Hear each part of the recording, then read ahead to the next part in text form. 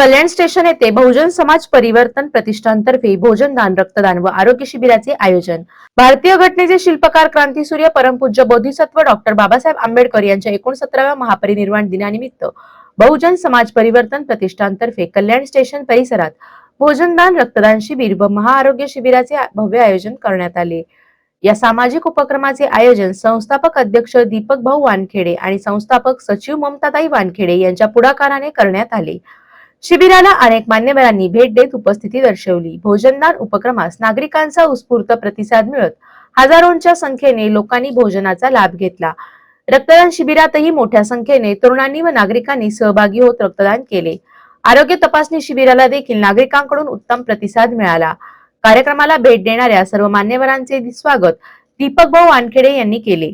या उपक्रमामुळे समाजहिताचे महत्त्वपूर्ण कार्य घडत असून डॉक्टर बाबासाहेब आंबेडकर यांच्या महापरिनिर्वाण दिनी सेवाभावाची सुंदर परंपरा जपण्यात आली.